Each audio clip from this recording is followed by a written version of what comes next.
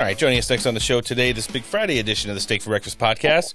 He's a retired U.S. Army colonel, combat veteran, advisor to the Secretary of Defense. He also does a little bit of writing. He's an author, consultant, military TV analyst. Great friend of the show. Always excited to be sitting down with Colonel Douglas Macgregor. Colonel, welcome back and happy Veterans Day. Hey, thanks very much. Oh, man, we have got so much stuff to talk with you about. You know, we've seen a very strange response to the attack Hamas did on Israel back on October 7th here in the United States, where you see so many people up on Capitol Hill all the way up to the president's office and Joe Biden's team continuing to stump for war in Ukraine. You had the presidential debate on Wednesday night where people like Nikki Haley and Tim Scott were saying we needed to go back into Iraq and go into a full-on war with Iran.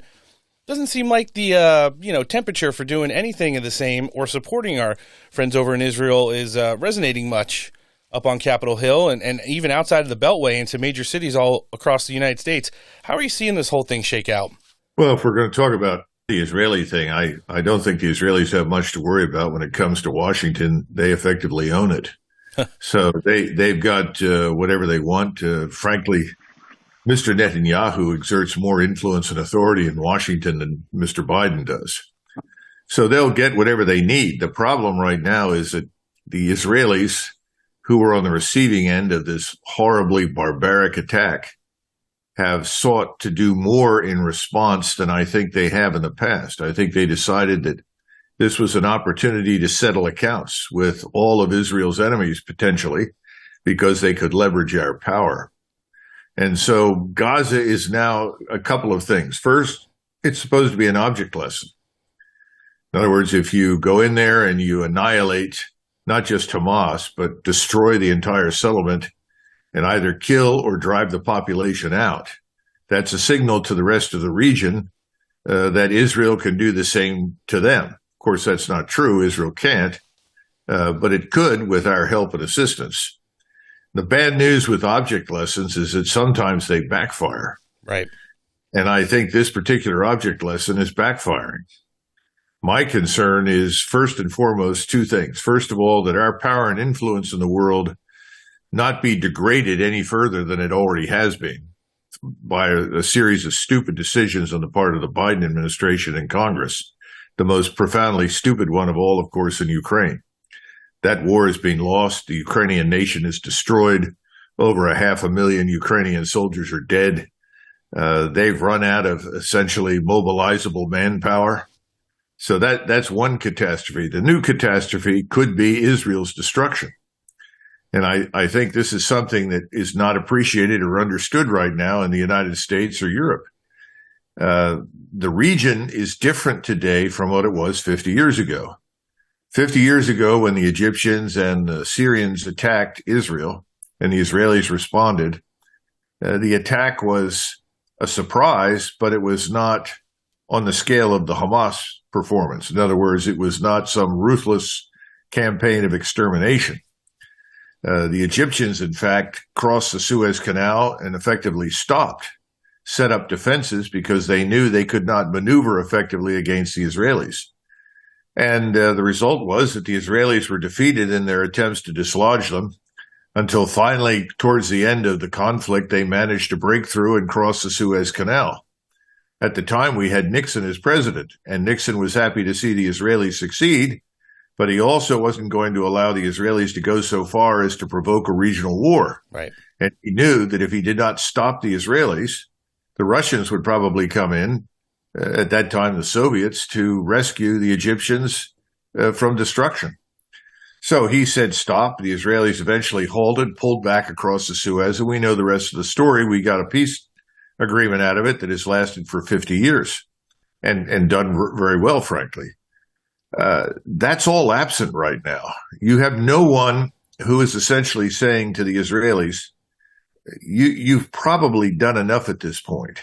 If you continue to kill more of these unarmed civilians, regardless of however much you may hate them and they may hate you, you risk today bringing together an alliance of virtually everyone in the region against you.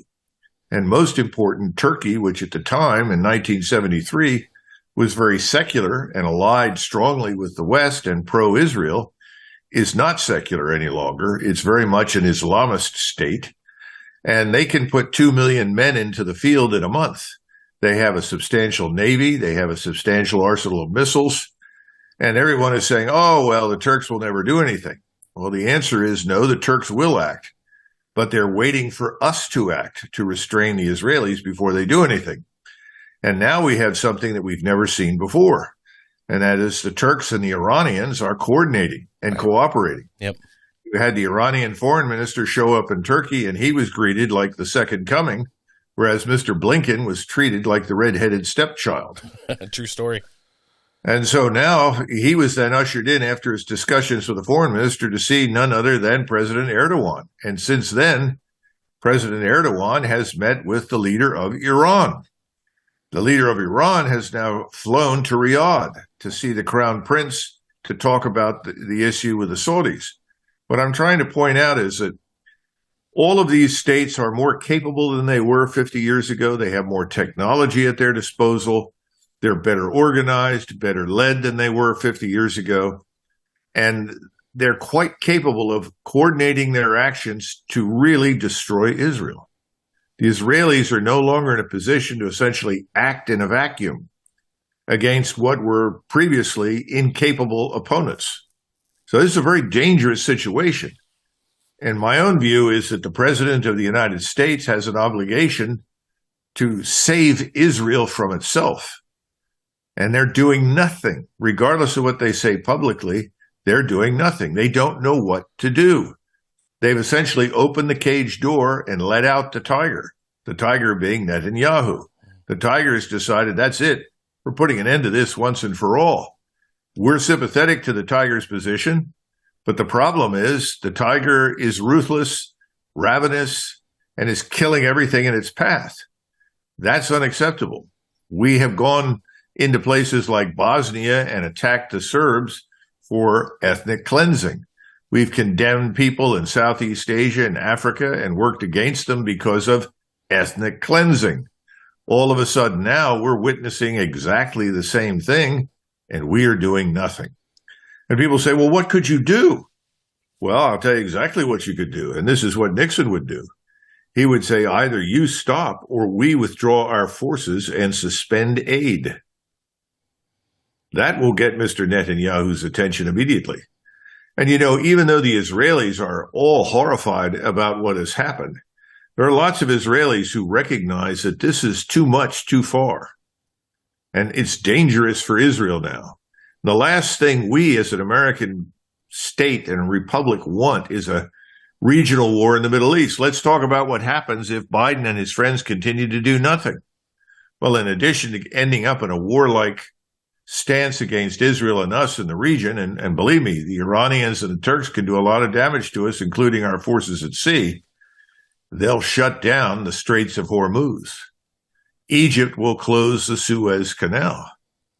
Now, if you're prepared to pay $200 for a barrel of oil, then by all means, continue doing what you're doing. But I don't think we're prepared for that. And given the damage that these fools in Washington have done to our energy sector, $200 for a barrel of oil is absolutely catastrophic. So our financial position would collapse. We're now our debt servicing payment is now over $1 trillion a year. It's just jumped within the last couple of months. 2 months ago, it was equal to the cost of maintaining our national defense establishment. Now it's about 1.2, 1.3 trillion. This is insane. We can't afford this. And then, of course, against the backdrop of what? Stupidity in Ukraine. We provoked Russia. Russia was not the evil one as cast in this phony political drama in Washington. The Ukrainian regime, with our backing, had been killing Russians in eastern Ukraine for 8 years, over 14,000 of them. The Russians objected. We went through the Minsk agreement, travesty. Nothing happened. Nothing was done. In fact, things got worse. We armed the Ukrainians to the teeth and said, boys, go at it. We're with you all the way. And you can't lose because you have the scientific, industrial, and military power of the United States behind you. Well, didn't work out. They're crushed. And today, Russia is something it was not 2 years ago. It's incredibly strong and powerful. It's one of the leading military powers in the world. I wouldn't want to go to war with them at this point. They're far better positioned to fight us than we are to fight them. So all we have with this administration over the last 2 years is an unbroken record of catastrophic failure. And if this is not stopped in the Middle East, we could witness the end of Israel. Israel's not that large, gentlemen. It's not that big. There are a little over 6 million Jews inside Israel. You have 1.1 million Arabs inside that country. And there are millions of Palestinians everywhere, as we are discovering, including 1 million in Turkey. Yep. Now, that doesn't mean everybody's happy to have them, but it presents a problem. So the idea that you can go in now and essentially flatten Gaza in a scorched earth campaign and get away with it is no longer viable. No, it's the truth. And, I do want to point out before we get into any of those things that I want to touch on with you, you made a lot of excellent points, Colonel, is that, last time you were on the show, it was a couple weeks ago, you were the first person and were 100% accurate about Turkey's getting involved in everything. Not only was, the foreign minister of Iran visiting Turkey at the time, but Erdogan made a speech like a day or two after you came on the show and said Turkey's ready to drive their military across the Middle East and straight up to the doorstep of Israel. He went out in front of 1 million people that came to hear him speak at a rally and said exactly the same thing that you had talked about on the show just a few days before. And, the American media barely even wants to cover it. And then when you look at the logistics of things, of Turkey being a NATO country and just what would happen if they get into a hot war with Israel, who supposedly is our, strongest and longstanding foreign ally, especially in the Middle East. I don't know how we would resolve this. You talk about regional war. This thing could get worldwide, and in just 1 second could go all the way from Russia all the way through, Israel, and it would be just an absolute disaster for the planet. No, I think you're right. I think the larger issue here is that Mr. Erdogan doesn't really want to go to war. No. Nobody in the region does. But the problem is when you're racking up these kinds of losses from day to day, and you see now an estimated 4,500 children out of over 11,000 killed in Gaza, you begin to say, wait a minute, how can I, as a Muslim Turk, and remember that Mr. Erdogan is the leader of the Muslim Brotherhood in the Middle East as well as in North America, how can I stand by and do nothing? And let's not kid ourselves. The Shiites are not exactly enthusiastic about the Sunnis. But even the Shiite Muslims are saying, we can't stand by and watch this happen. But the difference between today and 50 years ago is profound. 50 years ago, they couldn't do much about it. And they controlled the populations in a way that prevented them from really knowing very much. Mm-hmm. In other words, enraging the Turkish population 50 years ago was a very difficult process. We didn't have the kind of media that we have today, didn't have the access to information that pours in. So, again, I want to see Israel survive. And that's next to providing, or let's put it this way, next to preserving our power and influence in the region, Israel's survival is paramount. We cannot allow these people, regardless of what happened on the 7th of October, to potentially commit suicide. And that's what I'm afraid of right now. And I'm so sick of this because just as the war in Ukraine could have been stopped in 2 weeks, had the president stood up and said, wait a minute, we don't want this war. No one wants a war in Europe. We've got to sit down. We've got to negotiate. We could have given up this fantasy of dragging the most corrupt country, one of the most corrupt countries in the world, and certainly the worst in Europe, into NATO. That was never necessary. We're not threatened. Europe isn't threatened by Russia. That's a joke. The Russians want to do business with Europe. That's what they're all about. And we did the opposite. We could have stopped this thing. We could have come to an agreement. And how many people would be alive today? And what would the map look like? Right. Well, perhaps they could have granted autonomy to the 2 Russian provinces and promised to respect the Russians and give them equality before the law, which is really what he wanted. And then recognize that Crimea, which was always Russian anyway, is Russian. Then we'll all go home and, eat borscht and drink vodka and get on with life. That didn't happen. Instead, we got this cataclysmic war.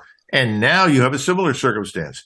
You killed over 11,000 Arabs. Okay. You've flattened northern Gaza. You've made your point. It's time to stop, sit down, and we'll negotiate some sort of solution. And again, it may not be permanent. It may not be what everybody wants, but the objective is to stop the bloodshed, stop the fighting long enough for people to think beyond their emotions, because right now, everything's emotion. Very. No, you make some excellent points there. And the last thing I want to touch with you on, Colonel, because you're always looking at this miles down the road. I mean, you look at the Biden regime right now, there's nobody in there with any foreign policy experience, with any kind of success level. You want to talk about Jake Sullivan, who's been wrong on everything since he was, mopping floors for Hillary Clinton, Tory Newland, John Kerry, Verily Jarrett. Every single person that's involved in the Biden foreign policy, the Secretary of Defense, the Joint Chiefs, they're all failures.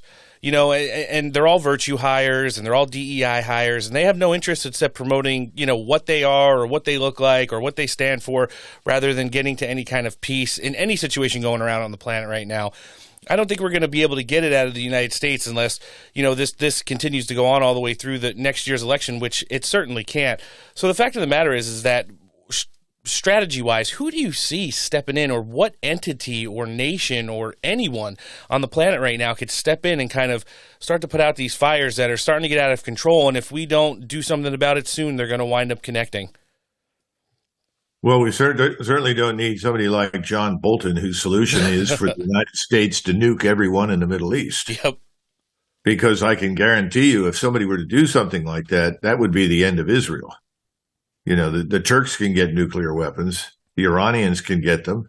If they want them, they'll come from Pakistan straight into Turkey overnight.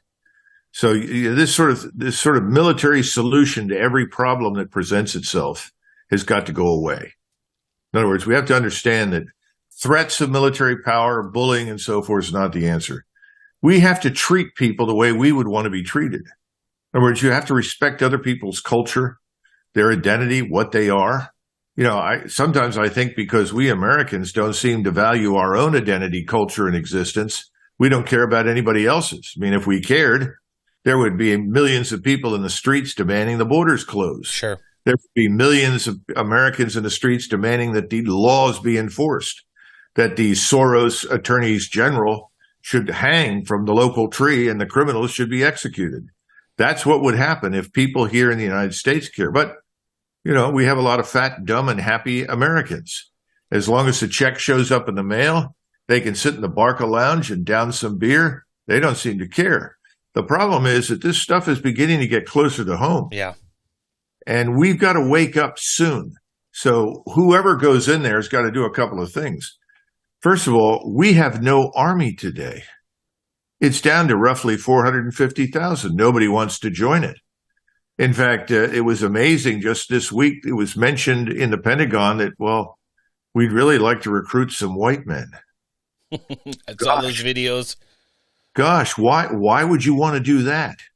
I mean, who are these white men who fought at Normandy, who fought at Okinawa, who fought in Korea, who fought in Vietnam, everywhere? I mean, why would you need them? Why? I thought we wanted to get rid of too many white pilots. Right. That was the chairman of the Joint Chiefs, as the Chief of Staff of the Air Force, said that's our problem. Too many white pilots. God, I'm glad the guys at Midway showed up. The point I'm trying to make is that we have nothing that makes sense in defense. That has to be stripped down to the bare studs. We have to overhaul it, start over. You've got 44 four-star generals on active duty. We need maybe 10. Yep. This is a joke. We look like a banana republic in Latin America. In fact, they're beginning to look better than us. So you got to get somebody in there who says, all right, stop. What are we doing all over the world right now? Do we really need to be all over the world right now? And one of the problems we've got with these Europeans is that they're essentially happy to be dependent upon us in perpetuity for everything. And now the Germans have finally recognized, gosh, I guess we need to build an army. All these people have got to wake up. We can't fix them. We can only fix ourselves. So whoever comes in, it's a clean slate, and don't hire anybody to work in the new administration who lives inside the Beltway. Facts.